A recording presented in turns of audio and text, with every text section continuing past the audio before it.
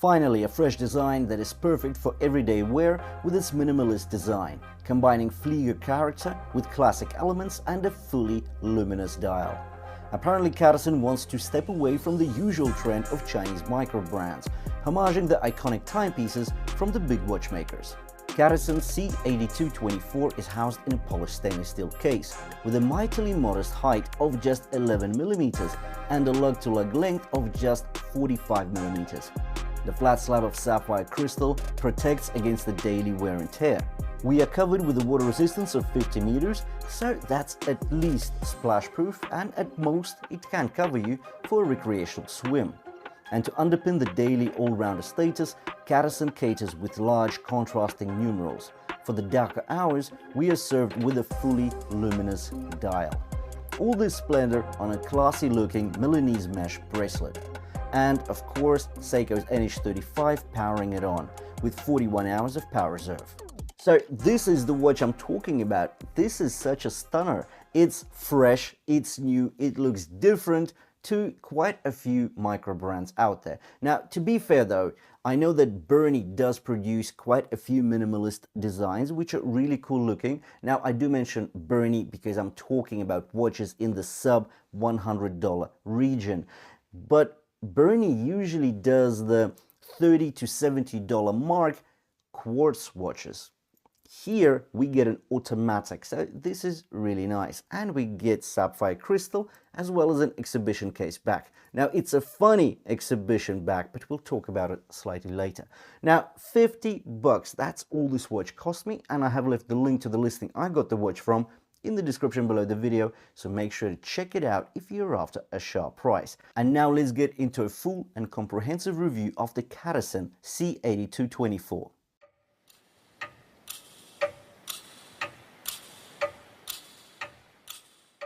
In regards to the dimensions, we get a diameter of 40mm, a lug-to-lug length of 45mm, a height of 11mm, a lug width of 18mm, which does not taper, and a weight of 90 grams. The simplicity of the watch, the black on white contrasting dial, a stainless steel bracelet that requires no links to be removed, and a lightweight frame is just so fresh. I'm repeating myself, but yeah, this is good. This type of design was long overdue from CADISEN. But let's go through this in detail. The profile of the case is lean, and the curvature of the flanks take us from the downward arching lugs right round. There's nothing extra here. Minimalism and utility. The polished flanks feature a rivet to underline the fixed bezel supporting the crystal. We have consistent mirror polish styling across all surfaces of the case. When looking down at the watch, we notice the thin bezel, framing the dial with as little steel as possible. The watch is all about legibility and essentially time-telling. Even from the top, we see the lugs falling off from the case, curving down aggressively. On the right, there's an unguarded 5.8mm in diameter crown. Considering the 5-bar water resistance, I'm not surprised that it's a push-pull crown. What did surprise me was the unsigned tip. I hope you'll agree that's a bit unusual for CADISEN. On the underside, the exhibition case back is also fresh, but in a strange way. Because I'm a little perplexed about this decision to have a mesh over the top of the rotor. I don't know what the designers were thinking, because it really contradicts the purpose of the see-through back. The crystal on the back is mineral glass, so no sapphire sandwich either. The case back is comfortable though, flat and stretching edge to edge. The mesh bracelet is elegant and refined. Even though it's 1.5mm thick, there is still some transparency between the steel weaves, and you can see right through it. A point to note is the strap width, just 18mm here.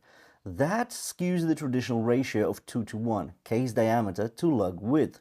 As we know, the wider the lugs, the more assertive and sporty the look. I can presume this look was chosen to emphasize the classic and elegance of the watch.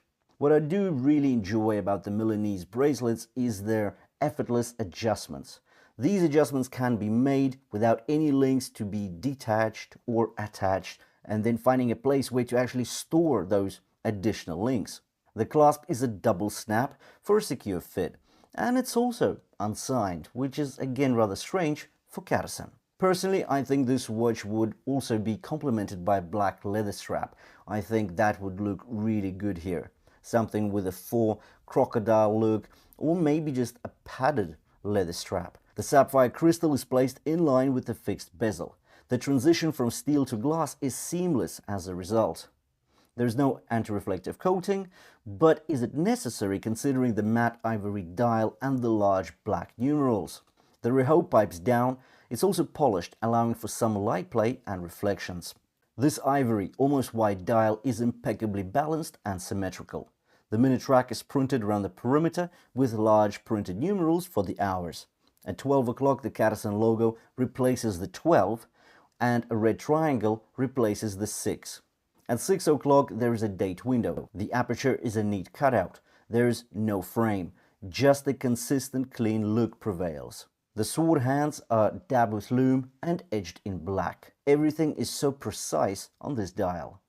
The needle-thin seconds pointer is bright red, which brings the dial to life. It really does stand out on this white and black. Seiko's NH35 powering the watch provides for the 6 beats per second and a sweeping-like motion of the seconds hand. And now the exciting bit, let's talk about the lume, because with this watch, lume is not an issue at all. So here we see the whole dial light up. The luminosity is very clingy, so bring it close to any light source or just have it outside and the lume just clings to this dial. The lume is also long-lasting, and importantly, it's very bright and almost acts like a subtle torch. So if I was to summarize this watch, what would I say? Well, I would say it's highly legible, very functional and utilitarian. I love the fact that we have a big, easy-to-read date.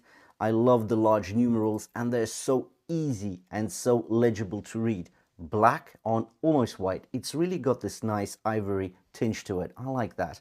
What I don't understand is that case back with a mesh over it. That's just interesting and slightly strange.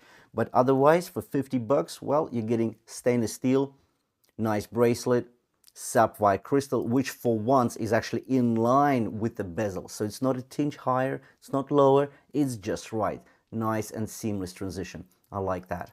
I like the sword hands. That sort of feels a bit like a Flieger, and at the same time you've got that classic and elegant look. Anyways, I've left the link to the listing I got the watch from in the description below the video. Make sure to check it out if you're after a sharp price. Thanks for watching, and I'll see you in the next one.